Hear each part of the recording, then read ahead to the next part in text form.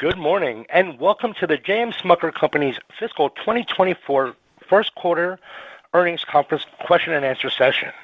This conference call is being recorded, and all participants are in listen-only mode. Please limit yourselves to 2 questions and re-queue if you have additional questions. I'll now turn the conference call over to Aaron Broholm, Vice President, Investor Relations. Please go ahead, sir. Good morning, and thank you for joining our fiscal 2024 first quarter earnings question and answer session. I hope everyone had a chance to review our results as detailed in this morning's press release and management's prepared remarks, which are available on our corporate website at jmsmucker.com. We will also post an audio replay of this call at the conclusion of this morning's Q&A session. During today's call, we may make forward-looking statements that reflect our current expectations about future plans and performance. These statements rely on assumptions and estimates, and actual results may differ materially due to risks and uncertainties. Additionally, we use non-GAAP results to evaluate performance internally. I encourage you to read the full disclosure concerning forward-looking statements and details on our non-GAAP measures in this morning's press release. Participating on this call are Mark Smucker, Chair of the Board, President, and Chief Executive Officer, and Tucker Marshall, Chief Financial Officer. We will now open up the call for questions. Operator, please queue up the first question. Thank you. The question and answer session will begin at this time. If you're using a speakerphone, please pick up the handset before pressing any numbers. Should you have a question, please press star 1 on your telephone keypad. If you wish to withdraw your question, please press star 2. For operator assistance, please press star 0. As a reminder, please limit yourselves to 2 questions during the Q&A session. Should you have additional questions, you may re-queue, and the company will take questions as time allows. Once again, that's star 1 to be placed in the question queue. Our first question is coming from Andrew Lazar from Barclays. Your line is now live. Great. Thanks so much. Good morning, everybody. Morning. I guess just to start off, Mark, on the last earnings call, I think you mentioned that if we strip out Jif, contract manufacturing, and divestiture impacts, the company expected about 4% organic sales growth, 3 points of which were expected to be volume on sort of a truly underlying basis for the full year.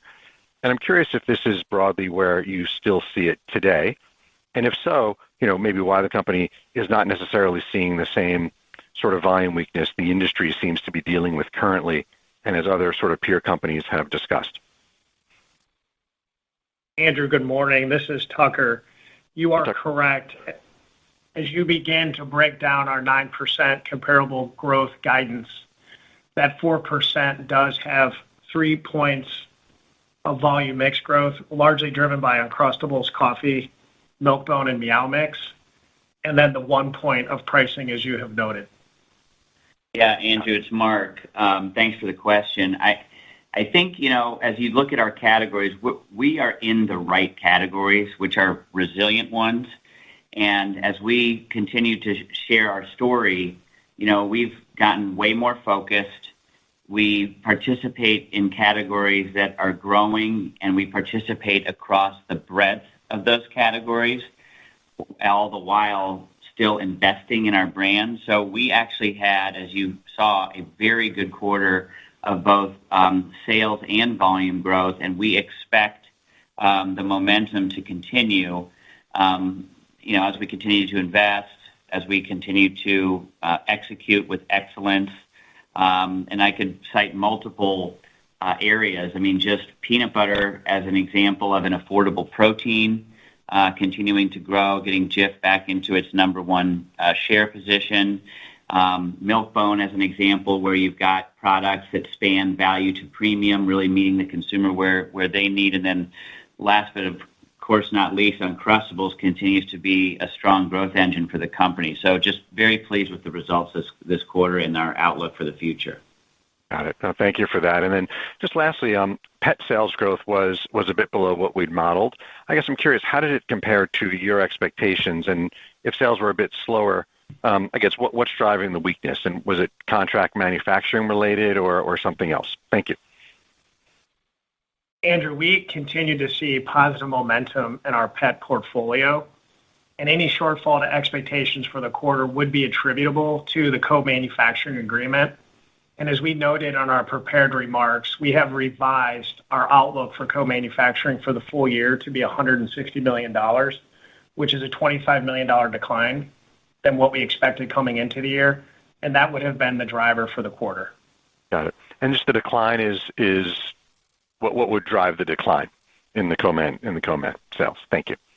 Yeah, it would be what Post Holdings would need from their production standpoint as we support relocating products between manufacturing facility and supporting volumes. So it would just be what their expectation is in their network. Got it. Thank you. Thank you. Next question is coming from Peter Galbo from Bank of America. Your line is now live. Hey, good morning, guys. Morning. Maybe we could just start. I think there's a bit of confusion this morning just around your reported comparable sales growth number, Tucker and Mark, of the 21%, and then I believe on slide 4 of the supplement it shows closer to 16.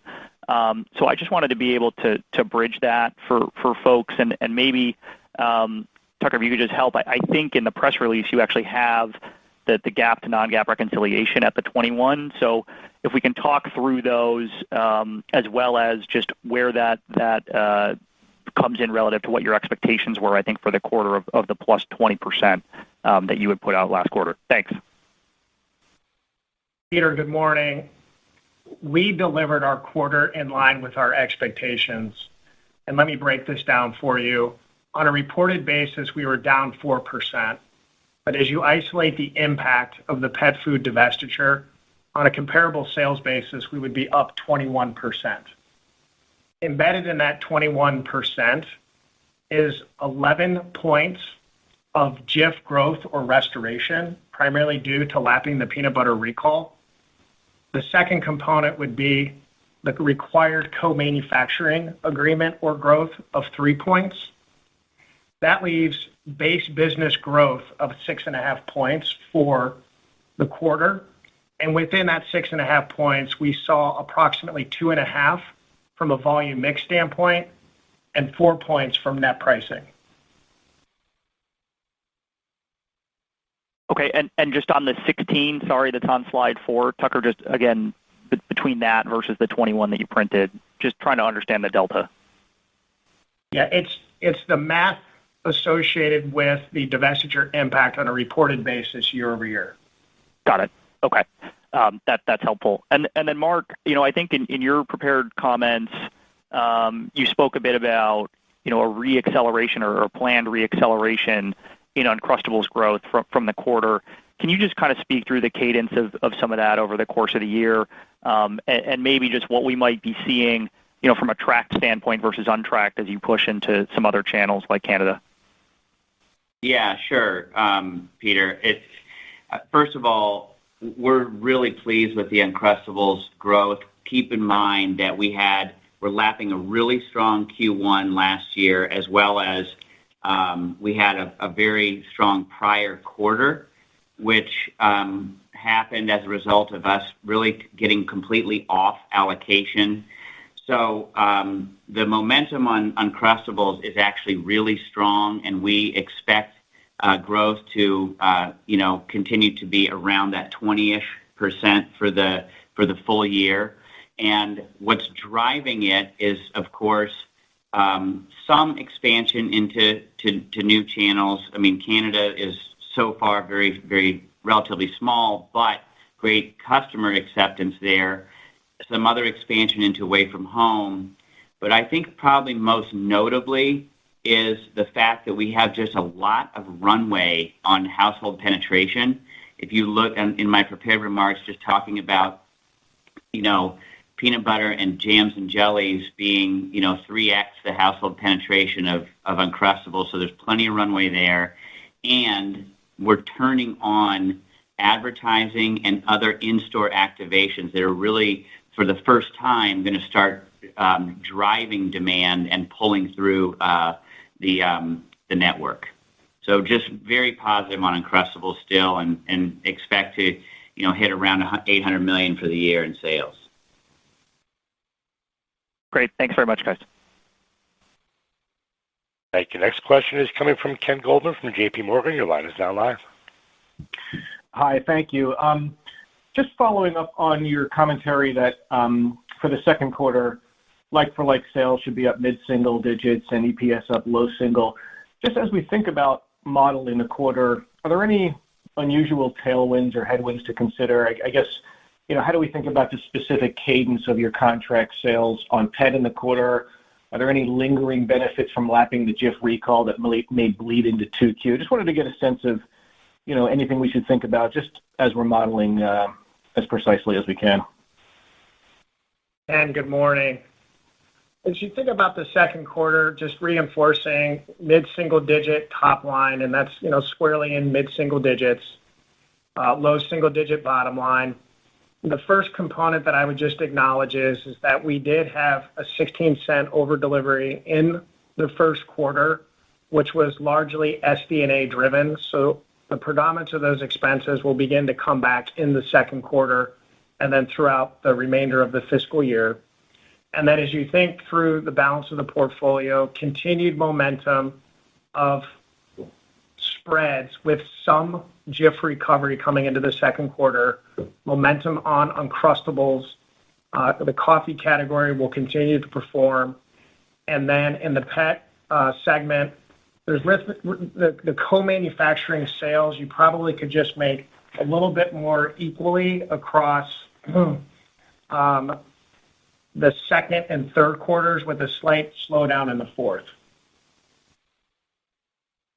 Got it. That's helpful. Thank you. And then just to follow up on your comment about SD&A, you previously guided, I think, to roughly even expense on that line item each quarter this year. Obviously, 1Q came in light. As we think about the next few quarters, should each of them be roughly the same? I guess it's around $355 million implied, or there will be, might there be a little bit more lumpiness, as they sometimes say?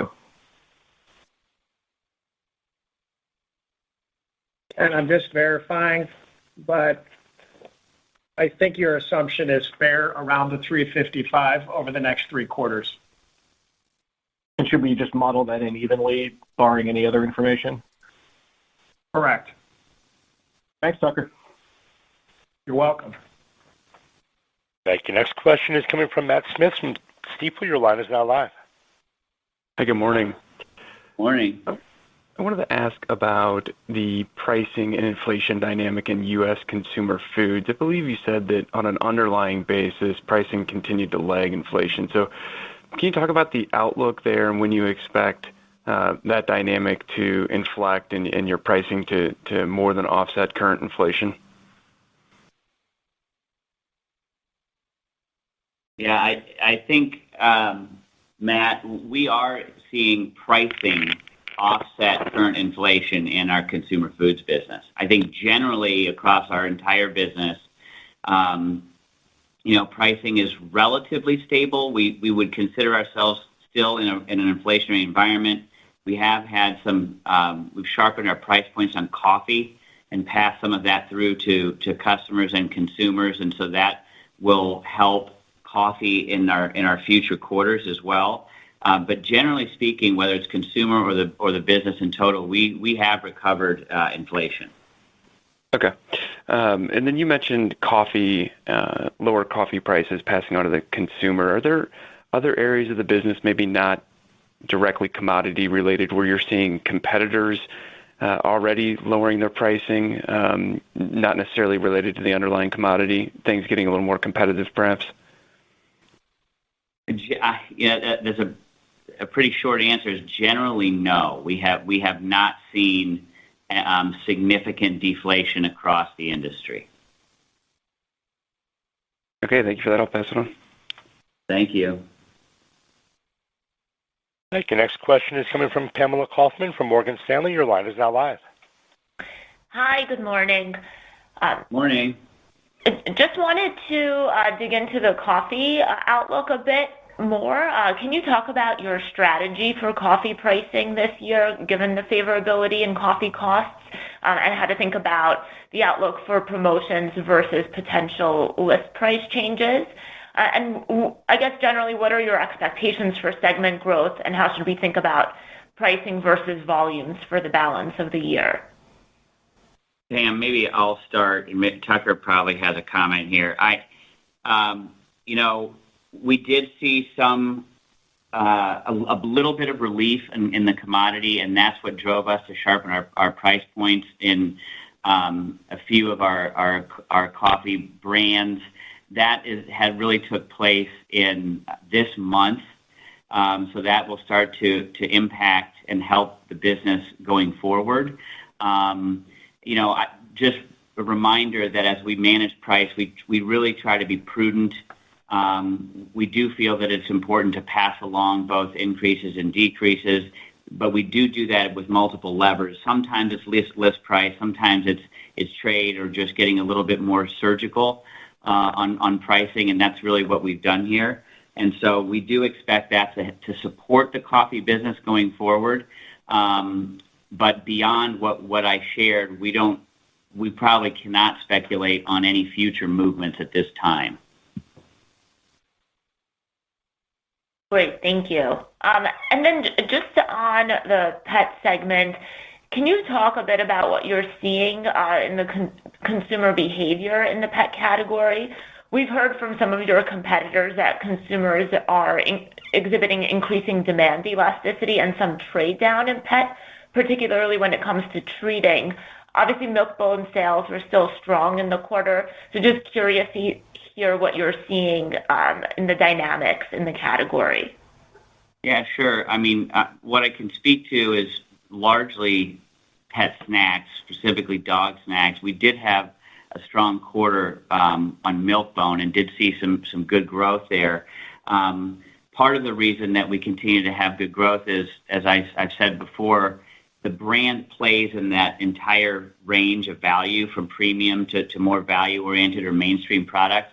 We have seen a little bit of a shift to more of this, the standard Milk-Bone biscuit, if you will. Our premium offerings continue to do well, but there may have been just a little bit of shift there. And then as we've improved our supply chain on Meow Mix and gotten the original blend item back into sort of the number one volume position, that also would speak to the fact that our mainstream consumers are continuing to buy that product. So we feel very good about where our total pet portfolio plays at this point. Thank you. Thank you. As a reminder, that's star one to be placed in the question queue. Our next question is coming from Rob Dickerson from Jefferies. Your line is now live. Great. Thanks so much. Tucker, just first question for you. In the prepared remarks, you talk about the derivative instruments for the Post shares that are being divested. It sounds like that cash inflow comes in Q3, and it seems like kind of where your leverage is now, and then with your incremental cash coming in, you could potentially be at 2x net or lower, maybe by the end of the fiscal year. That's by far the lowest you've been in like almost 10 years, I think. So I'm just curious kind of how you're thinking about potential incremental capital deployment. And I realize, right, you buy back stock, increase the dividend, but once you're hitting 2x or less, seems like there could be incremental appetite, let's say, for acquisition. So just curious how you're thinking about that. Thanks. Rob, it's Mark. We feel very good about our balance sheet right now, and obviously this has been our intent all along. As you know, we have, over the last couple of years, been really focused in terms of refining our portfolio. It does not mean that we're not interested in acquisitions. We remain very interested, and as you know, the industry as a whole has been somewhat quiet on the M&A front, but it's not for lack of investigating and looking, keeping lines in the water. And so we hope that M&A will continue, or acquisitions specifically, will continue to play an important part of our growth story over time. All right, super. I'll pass it on. Thanks so much, Mark. Thank you. Next question is coming from Jason English from Goldman Sachs. Your line is now live. Hey, good morning, folks. Thanks for slotting me in. Morning. Congrats on a strong start to the year. Thank you. A couple of questions for you. So the SG&A favorability looks like it was really corporate expense related. What drove it, and why shouldn't we take that to the bank and assume it's going to be lower for the remainder of the year? Jason, we saw some favorability within SG&A on the marketing line of some of our distribution and operation support lines, and then also within our traditional corporate functions of administrative support. And really what we have made the decision to do is to continue to support our brand. So we have some incremental marketing that we're contemplating in the next 3 quarters, and also some of the expenses were timing related, and so those are coming back in the second quarter. So we are not seeing SD&A favorability at this point in our fiscal year, despite having seen it in our first quarter. So I assume the timing was that corporate line, because distribution's distribution, marketing, that looks like it's timing, right? Because you're holding the full yeyear. Within corporate, what was the timing benefit this quarter? Because it was chunky. That was like your corporate was much lower than we expected. Yeah, it had to do with various corporate items around accruals, incentives, timing of spend through various projects, so on and so forth. Okay. That's helpful. Thank you. And then turning back to some of the segments, looking at coffee, the price was weaker than we expected, and it sounds like it's going to get even a little more. It sounds like it's going to turn deflationary based on the comments you made around the investment just this month. A, is that right? B, do you expect the segment to still post organic growth if price is deflating? Given there's really no volume growth in the industry, it actually looks like it's contracting. And sorry, 3-part question. In light of the price investment, should we view a return to low 30s EBIT margins as out of reach for this year? So Jason, maybe breaking this down, on a year-over-year basis, coffee should be flat to slightly down just due to deflation in the underlying green coffee. We are expecting a level of volume momentum for the portfolio on a year-over-year basis. We do see gross profit margin improvement year-over-year, as you have noted, and from a segment profit standpoint, we are spending back some of that gross profit improvement in the form of marketing and investments in liquid coffee and sustainability. And so we would expect the segment profit margin to sort of be in the high 20s. Helpful. Thank you so much. I'll pass it on. Thank you. Thank you. Next question today is coming from Max Gumport from BNP Paribas. Your line is now live. Hey, thanks for the question. With regard to gross margin, you took up your full year guidance. It sounds like it was due to incremental cost favorability. I was wondering if you could give us any color on some of the drivers of that favorability you're seeing and what the sources of the change were, and how that might impact your assumptions around cadence for the next 3 quarters as well. Thank you. Max, good morning. As you noted, we came into our fiscal year with a gross profit margin guidance of 36.5% to 37%. We have now guided to a 37% outlook for the balance of the year. So on average, we've come up about 25 basis points. What gave us conviction in doing that was just seeing some cost favorability within total cost of goods sold in areas where you have a level of commodities, you have a level of transportation, you may have some in the manufacturing and distribution environment, but it's not significant. It's just some level of cost improvement.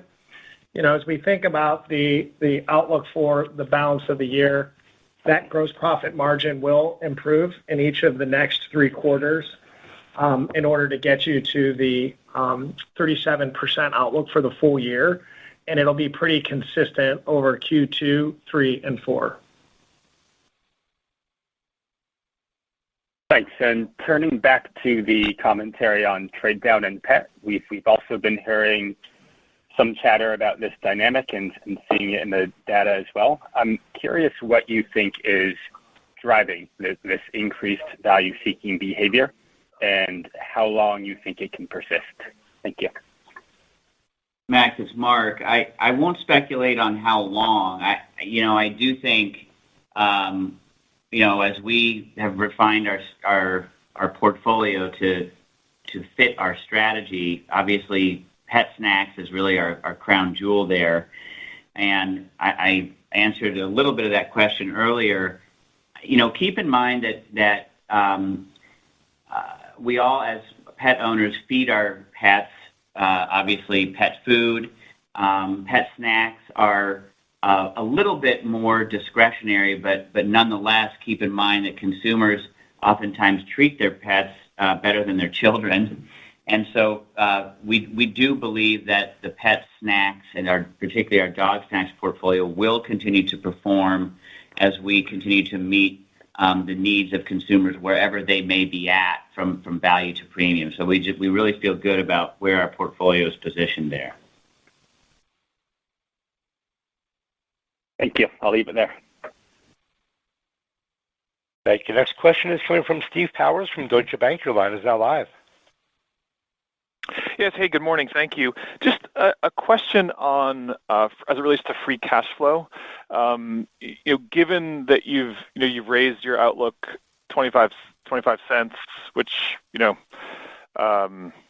implies a decent. I mean, if that is a cash EPS increase, I would expect a little bit of flow through, maybe $25 million or so to free cash flow that we don't seem to be seeing. So maybe you just talk about what's driving that. Thank you. Steve, we are seeing some incremental cash taxes as we had a strong finish to our last fiscal year, and as we continue to look through certain activities through this fiscal year, and that has really been the driver of the change of why we didn't raise our free cash flow guidance. Okay. Very good. Thank you. Thank you. Next question is coming from Robert Moskow from TD Cowen. Your line is now live.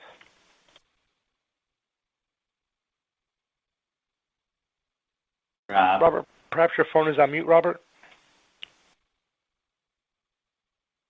Robert, if you can hear us, can you hear me better now? There you Sorry go. about that. Go ahead. Can you hear me better? Yeah, Rob, welcome back. Okay. Yeah, slow start, for sure.